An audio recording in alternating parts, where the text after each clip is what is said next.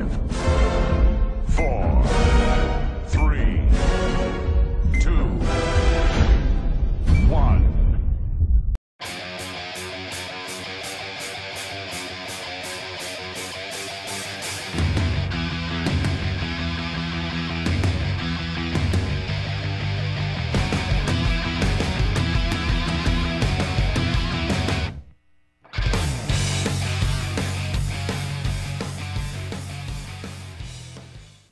Hi everyone, FT here, hope you're well.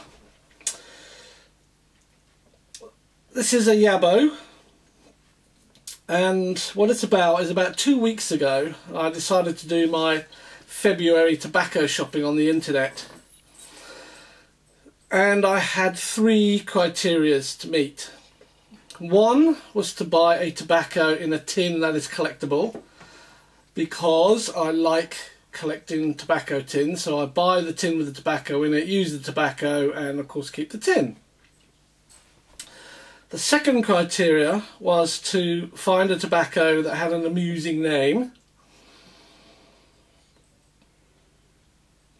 and the third criteria was to find a tobacco that some of my fellow pipe presenters had been smoking when they did their housekeeping. 2 weeks have gone by since I went on the internet and my package has arrived, so we're going to open up and see what I got.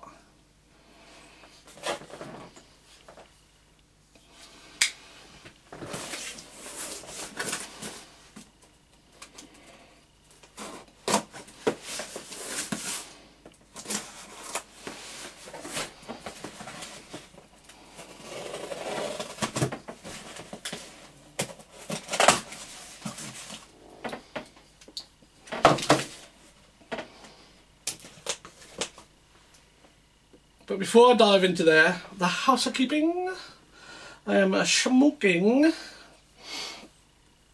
my Paul freestanding, made out of pear wood, that I bought from the Ukraine, and it's a lovely little smoker. And in it I am smoking probably the Pipe Smoker 1969's Horror. No Name number 2. And I'm actually enjoying it, Mark, so sorry about that. So let's get into this package.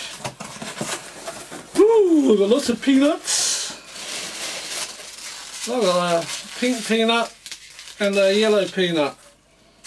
I wonder if that's female and that's male. No, I'm not going to go there. I'm not going to go there. Okay.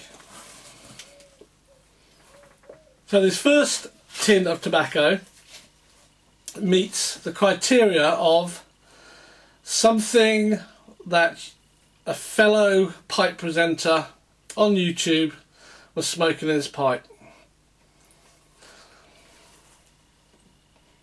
And that's Frog Morton on the Bayou. That's one.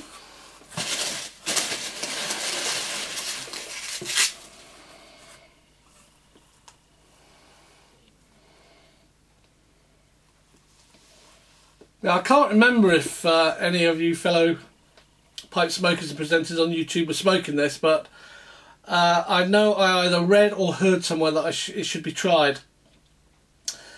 And that's Sassini Balkan.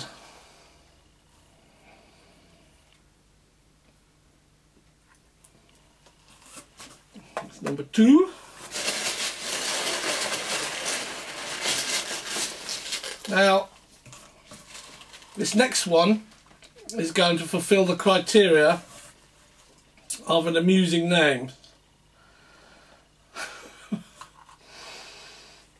And it's called a Mare de Cheval, which is shit of the horse basically. So I have no idea what that's going to be like. It's by the F&K Cigar Company. Mare de Cheval.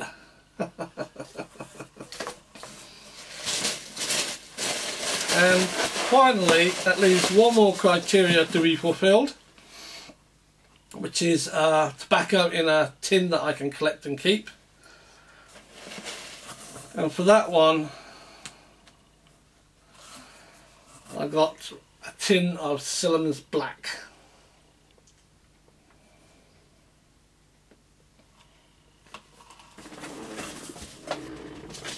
So that was my February splurge on tobacco. I like to have a bit of fun while I'm doing it, so I set myself those criterias. I've no idea what it's going to smoke like, but it can't be all bad, because I've seen, apart from the Mère de Cheval, I've seen several pipe smokers talking about it or using it, so it's got to be pretty good. And I get my collectible tin, so that's nice as well. And the last things I'd like to show you was the snuff that Glyn from Gauntly sent me. I put it into a little tin, and it was actually Old Paris was the name of that snuff. But I haven't tried it yet, Glyn. I will do, but I don't want to spoil the occasion, so I want to make sure I'm nice and relaxed, and probably do it on a Friday evening when I've got my bottle of whiskey, a nice pipe, and I'll try some of that. Now, this other stuff, Hodges L260, the snuff, holy smoke. Now, when I tried this, as you know, I have sinus issues. This was recommended to me by ADZ Pipes, and I had some yesterday, and it was as if I'd never taken stuff in my life. I was sneezing and spluttering, and it's like a Vicks Vapor Rub inhaler type thing. It's not like the menthol taste at all. I think it's eucalyptus or something like that. It's so strong, and I put 2 snorts of this up my nose, and I know it worked because I have to breathe through my mouth a lot because my sinus passages are blocked. Not too bad now because I've taken some of that, but as I inhaled, the back of my mouth went cold. Now that happens when you have a very strong mint in your mouth.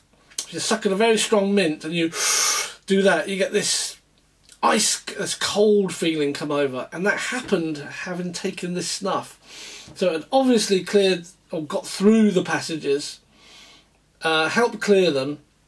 So when I took a breath the normal way I do, I could actually feel the effect inside at the back of my throat, and it's great. It is really good stuff. You know, the menthol's okay, but this I think I'll be using more often.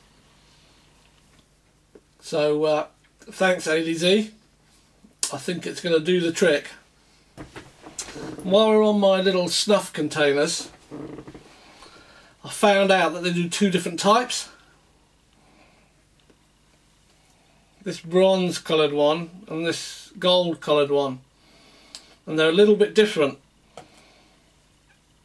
This bronze coloured one has a screw top, and it has a platform round about where the jaw starts. So all this underneath here is just solid.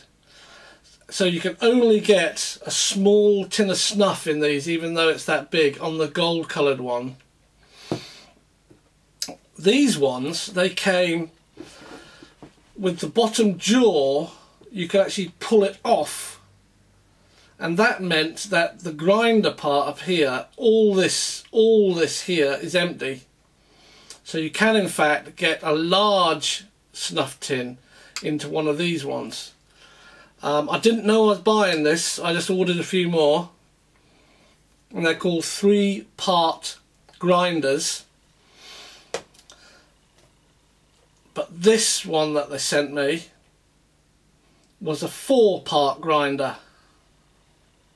because it had the crown, then the piece below the crown, then the body, and then the jaw. So I think they sent me these by mistake, but they're better for the bigger snuff containers if you want to decanter, so to speak, your snuff. So I've got that one in there.